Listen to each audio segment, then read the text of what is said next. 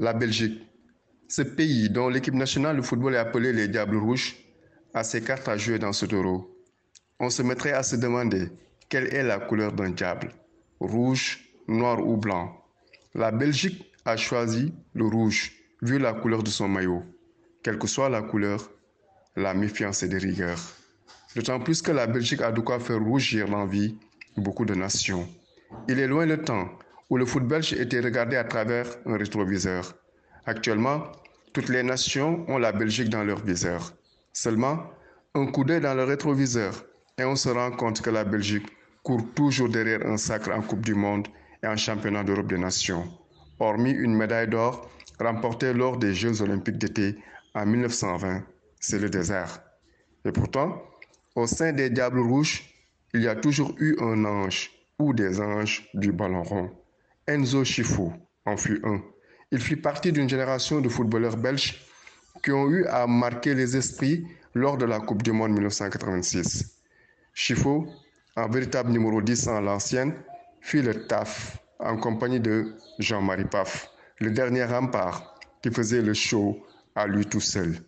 Eric Gerets, le latéral droit de métier, Hugo Broos, Frankie Vercouteren, Frankie van der Elst, Jan Kelmans, rescapé de l'équipe de Belgique, finaliste de l'Euro 1980. L'histoire retient les équipes vainqueurs. Les amateurs se souviennent de leur idole. Marc Wilmots, buteur et capitaine, fut une idole. Mais celui qui a le plus retenu l'attention était sur le banc. Raymond Goethals, ou Raymond la science. Il était fou. Vous avez sûrement regardé Lieutenant Colombo. C'était son portrait craché. Goethals a mis toute sa science au service du foot. Technicien, doublé de tacticien, il savait observer, écouter ses joueurs, motiver, apporter les clés d'un match grâce à des coups tactiques.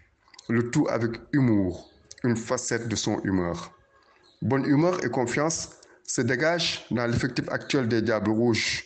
L'équipe a tout ce dont elle a besoin pour écrire une glorieuse histoire. Ils ont du talent et de la technique. Pourvu que le talent soit plus fort que la technique et que le courage soit à la fois moral et physique, alors la Belgique ira au paradis. D'ailleurs, elle tient à hasard un Éden, le paradis. Tiens, ce n'est point un hasard.